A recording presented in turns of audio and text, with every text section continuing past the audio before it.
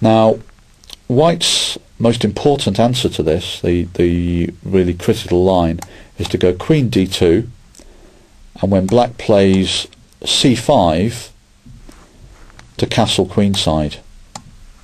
And it's a pretty sharp line, and black needs to know what he's doing here. The best move for black, I think, is to play knight to g4, and then after bishop going back to g1, he plays c takes d4, and now knight takes d4 is answered by e5. Hitting the knight on d4, also he might be hitting the pawn on f4.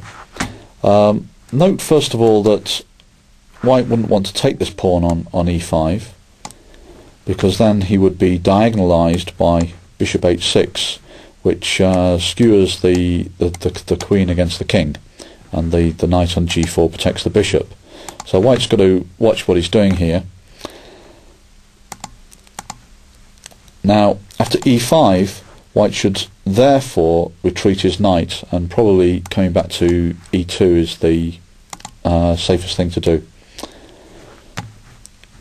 E takes f4, black clears the e5 square for use by his knights, and now after knight takes f4, black can play queen to a5,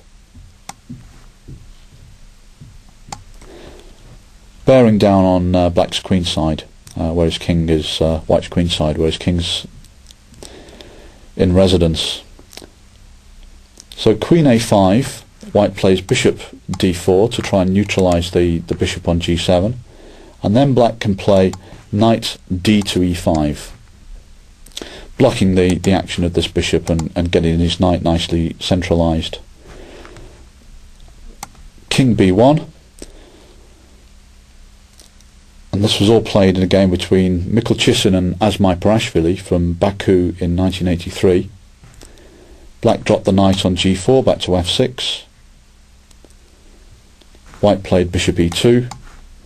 Black went bishop d7, so he's connecting his rooks, developing his bishop, and the position now is starting to look fairly equal, and in fact after knight f d5, knight takes d5, knight takes d5, queen takes d2, rook takes d2, rook f d8.